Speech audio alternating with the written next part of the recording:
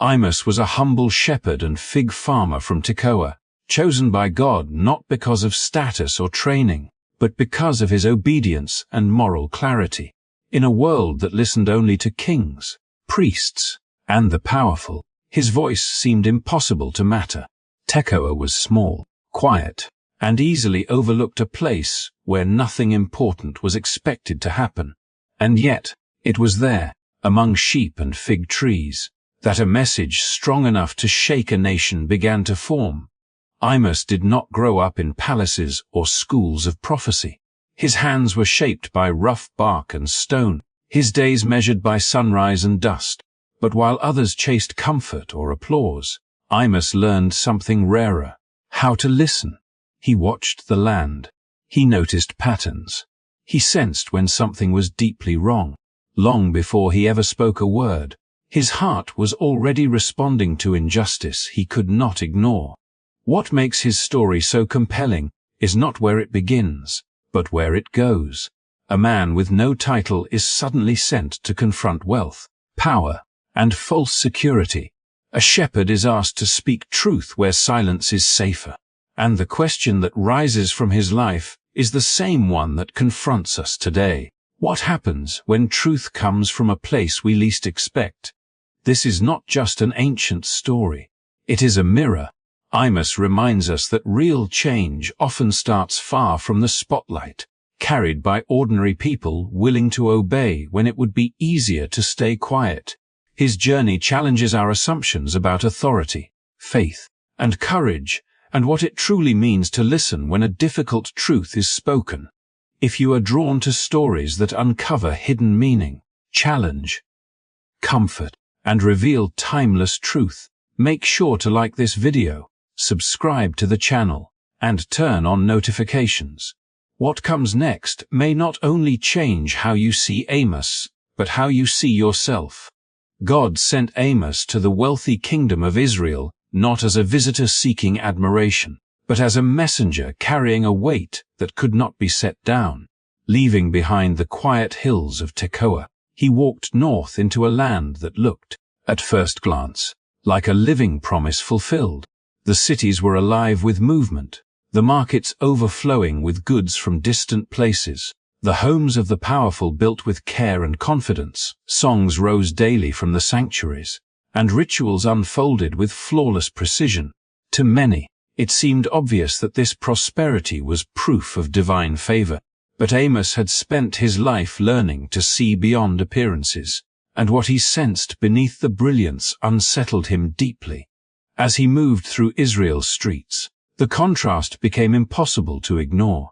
Wealth gathered in the hands of a few, while many lived in quiet struggle just out of sight. The poor labored endlessly yet remained trapped, their voices unheard in courts where decisions were shaped by influence rather than truth.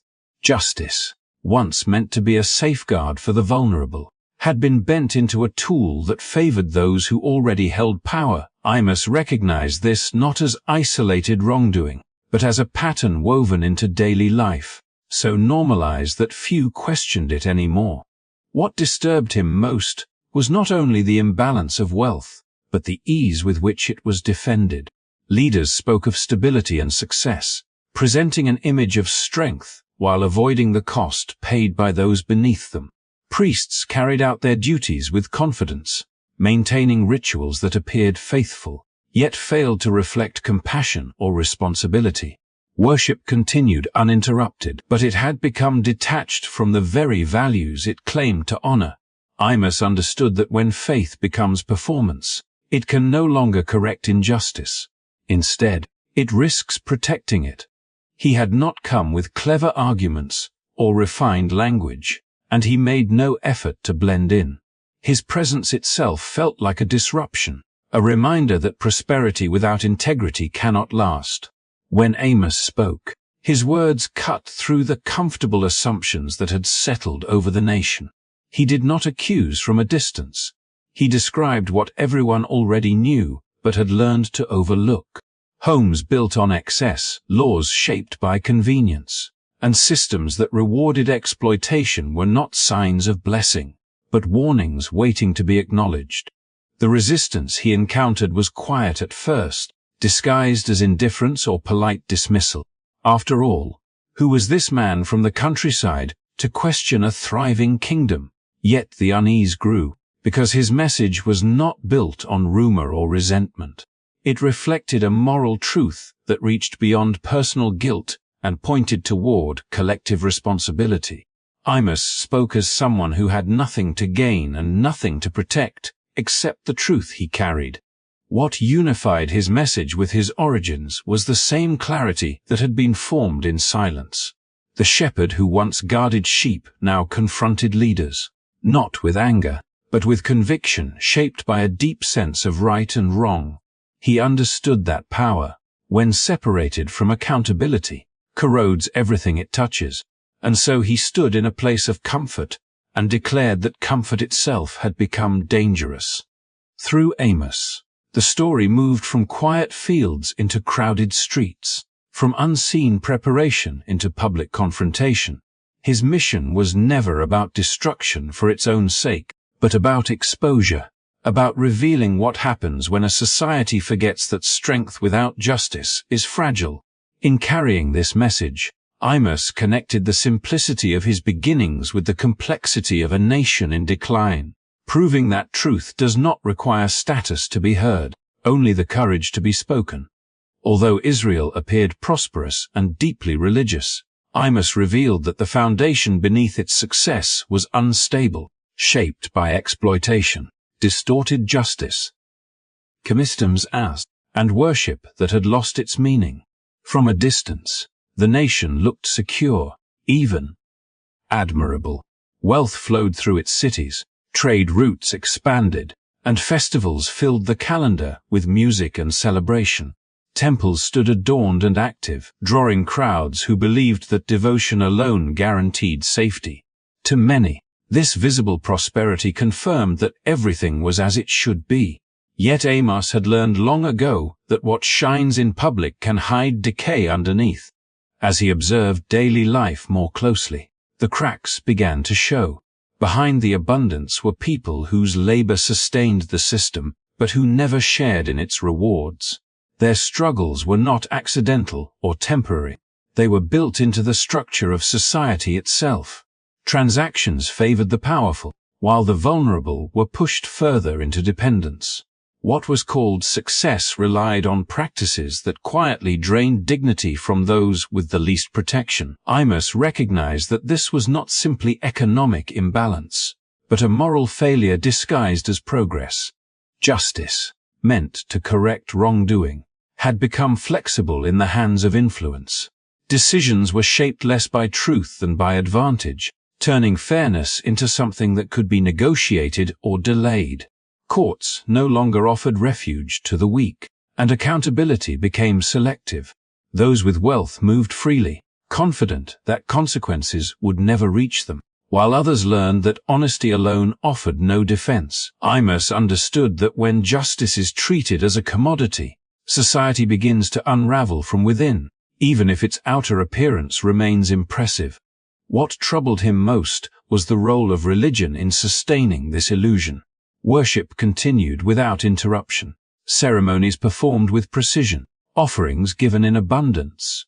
The language of faith filled the air, but it echoed hollow when separated from compassion and responsibility. Ritual had become a shield, allowing people to feel secure without confronting how their choices affected others. Amos did not see faith as the problem.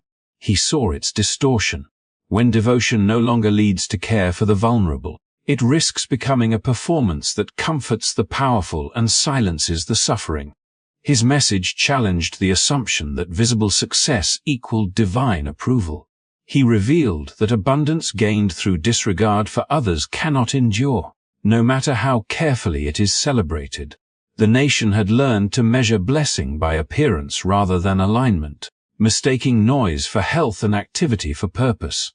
Amos exposed this confusion not to shame, but to awaken. He spoke as one who understood that truth, once ignored, does not disappear. It waits. The tension his words created came from recognition as much as resistance.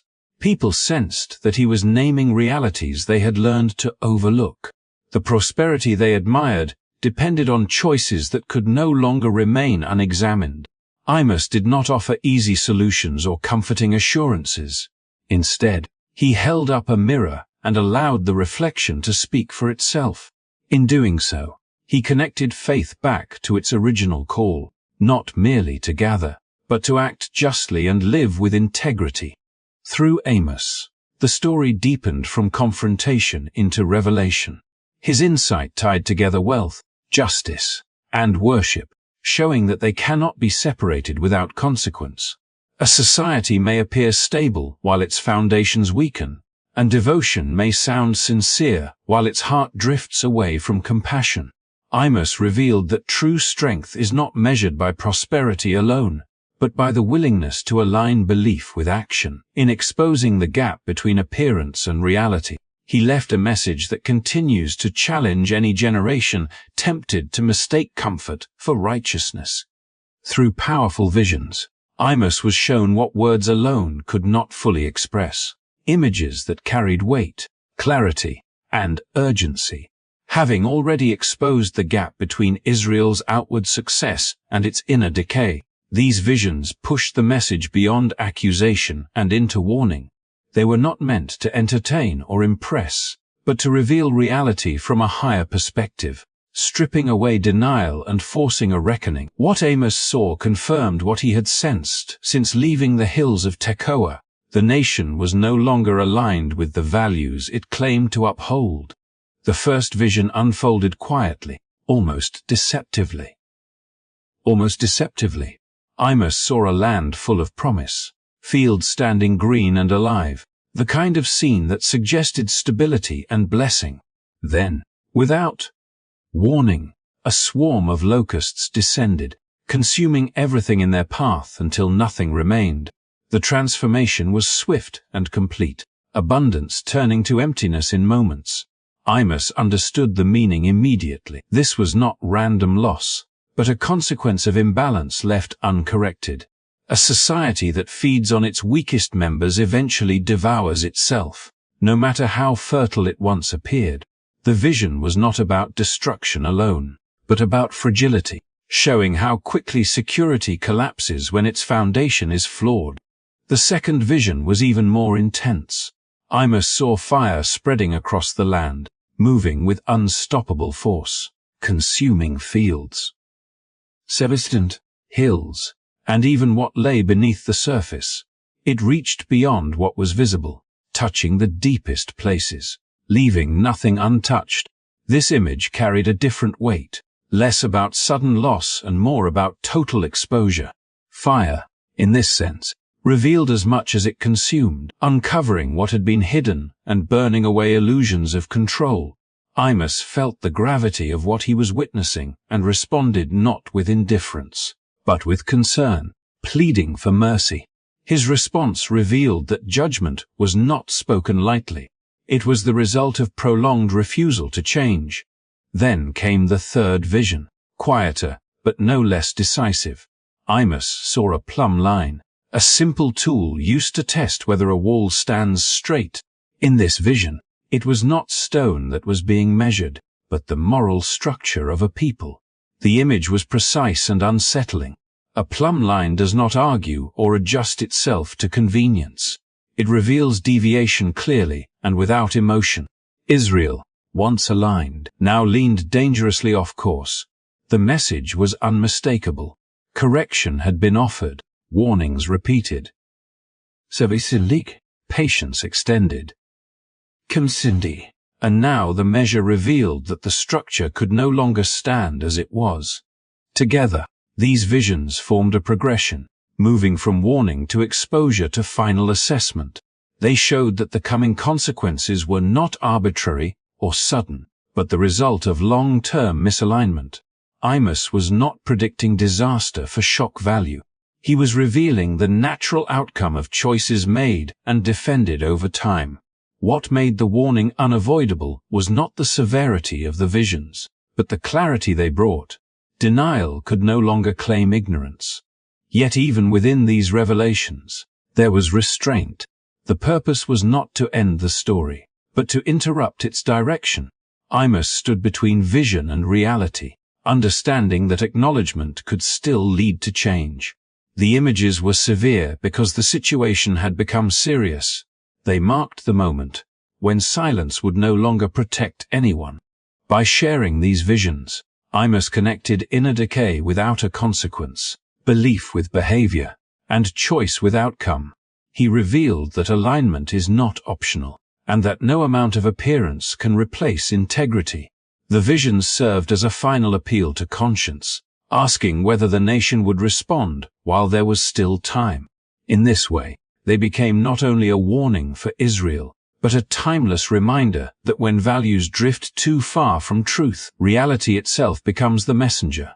As Amos continued to speak, resistance was inevitable. His words cut too close to comfort, reaching beyond personal belief and into systems built on privilege, routine, and control. The message he carried had already unsettled the illusion of moral stability, and now it threatened the authority of those who benefited most from silence. Wealth, influence, and ritual were deeply intertwined, and Amos stood at the intersection of all three, naming what others worked hard to disguise.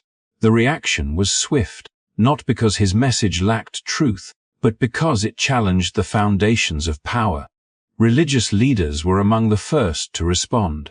They were guardians of tradition, skilled in ceremony, confident in structure, and invested in continuity. To them, Amos was an outsider with no credentials, no formal training, and no place within the established order. His presence disrupted carefully maintained boundaries between the sacred and the political, between worship and daily life. What disturbed them most was not simply his criticism, but his refusal to play by familiar rules. He did not seek approval, nor did he soften his words to preserve position. He spoke as though the truth did not require permission. Political authorities soon followed, sensing the wider implications of his voice. Stability depended on agreement, and agreement depended on silence around certain practices. Amos threatened that balance by reminding the people that peace built on injustice is temporary, no matter how well it is defended. His words did not call for revolt, but they exposed fragility beneath prosperity. Leaders understood that once people began to see clearly, control became more difficult to maintain. For that reason, Amos was treated not as a moral voice, but as a disruption that needed to be removed. Pressure mounted in subtle and direct ways. He was warned to return home, encouraged to speak elsewhere, and reminded of the risks of challenging those in power. The expectation was simple: step back, protect yourself. Sever's hint, and allow the system to continue unchanged. But Amos did not respond as a reformer seeking compromise or as a rebel seeking recognition. He responded as a messenger bound to a responsibility greater than comfort or safety. His strength came not from stubbornness, but from clarity. He knew why he had been sent, and he knew who had sent him. When confronted about his authority, Amos did not defend his background or attempt to elevate his status. Instead, he stripped the conversation down to its core.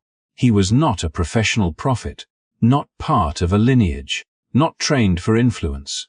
He had been called from ordinary labor, taken from fields and trees, and given a message that could not be ignored. By rejecting institutional validation, Amos shifted the focus away from position and back to purpose. Authority, he made clear, does not originate in titles, but in truth faithfully spoken. This stance left his opponents with little ground to stand on.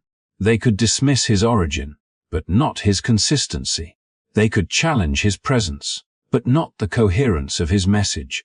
Every attempt to silence him only confirmed the very imbalance he had been sent to reveal.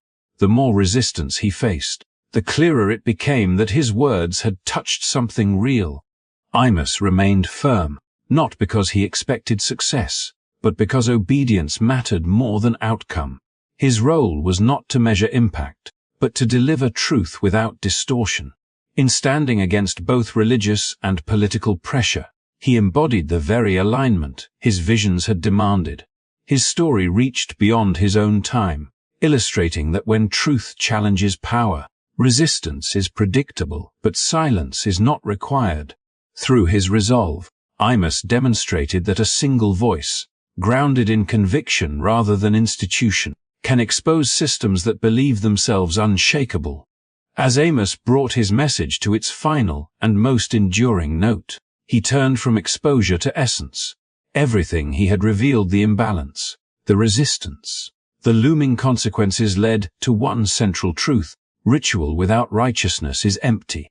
Songs, offerings, gatherings, and traditions meant nothing when separated from justice lived out in daily life. Amos did not reject faith itself. He rejected faith reduced to performance. He made it clear that devotion measured only by words and ceremonies cannot stand when compassion, fairness, and responsibility are absent. In one of his most striking declarations, Amos called for justice to flow like a river and righteousness like an ever-flowing stream. The image was deliberate and powerful. A river does not appear only on special occasions, nor does it stop and start based on convenience. It moves continuously, shaping the land it passes through, giving life, correcting imbalance, and washing away what does not belong. By choosing this image, Amos redefined justice not as an abstract idea, but as an active force meant to shape society every day. Justice, in his vision, was not optional or symbolic. It was essential, visible, and transformative. Yet Amos did not end with warning alone. Beneath the severity of his words was an invitation, one that looked beyond collapse toward renewal. He spoke of restoration not as a reward for appearances, but as a result of realignment. The future he hinted at was not built on denial of the past, but on lessons learned from it. Fields would flourish again, communities would be rebuilt, and dignity would be restored not because rituals resumed, but because justice became real. Hope, in Amos's message, was never detached from responsibility. This balance between warning and hope is what gives his message lasting power. Amos understood that truth without hope leads to despair, while hope without truth leads to illusion. By holding both together, he offered something rare, a path forward that required honesty, courage, and change. His words continue to resonate because they confront a question that never loses relevance. What does it mean to live rightly, not just believe correctly? Across centuries, Amos still speaks to societies tempted to confuse success with virtue and tradition with integrity. His voice reminds us that systems can appear strong while standing crooked, and that correction is an act of mercy before collapse becomes inevitable. More importantly, he shows that restoration is always possible when justice is allowed to flow freely again. Thank you for taking the time to journey through this story. If this message challenged your thinking or offered new perspective, please show your support by liking the video and subscribing to the channel. More stories like this await, stories that confront, inspire, and invite us to live out justice not just in words, but in action.